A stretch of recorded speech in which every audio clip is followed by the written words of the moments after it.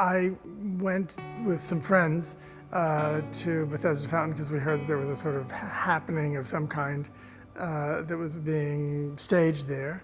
And as I remember, the whole plaza was lit up. There were spotlights trained on the angel. Somebody had suspended a mirror ball from her outstretched hand, and it was spinning, and people were dancing. I have this memory, although it may be something from another time, of musicians in rowboats on the lake, past the behind the statue, behind the fountain, with string quartets and musicians playing, and the boats would sort of drift closer to the plaza shore and then away, and their music mixed in with whatever they were playing at the time. I can't really remember. It was shortly after I graduated from college. I went to Columbia and I graduated in 1978, so I think it was in the early 80s. And I remember before we went down into the plaza, we stood at the railing, sort of at the end of the big central walk, the Poets' Walk, that sort of ends, and we were standing up above the plaza looking down above the two staircases. And possibly because the mirror ball was spinning, I noticed that the sort of radial construction of the floor of the plaza, and that the angel was in the center of it. And you know, I think it was just the first time I'd been through Central Park hundreds of times before this, but it was the first time that I really was just completely captivated by the Angel of Waters.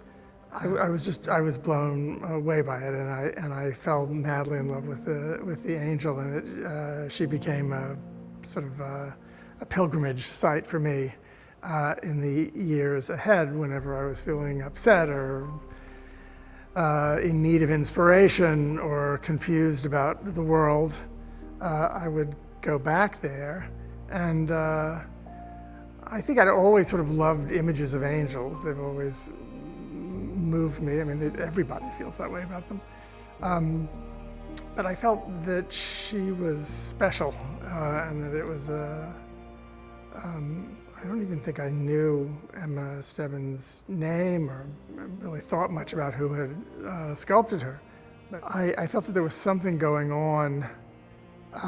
You know, this is the beginning of the Reagan era, and the beginning of a sort of dark and reactionary period, and also the beginning of the AIDS epidemic. And I was entering graduate school, but also coming out of the closet, and there was a lot going on that was there was a lot of grief and a lot of fear, and the future did not seem particularly bright from the depths of that. But I was a medieval studies major. I also knew that we were approaching the millennium, and the millennium in the Middle Ages was certainly, you know, a very big deal, and that in certain traditions in Christian eschatology, the idea that we were reaching the end of time, the end of history, that was approaching at the same time. So it was a very complicated, vexed, troubled time. So all of that was going on, and I made frequent trips up to the angel to sort of sit there and stare at her.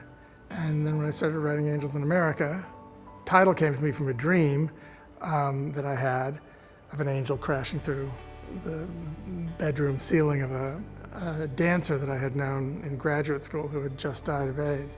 But the minute I had this phrase in my head, Angels in America, I thought about Mormons, but I also thought about the Angel of the Waters, because she seemed to me to be the paradigmatic American angel.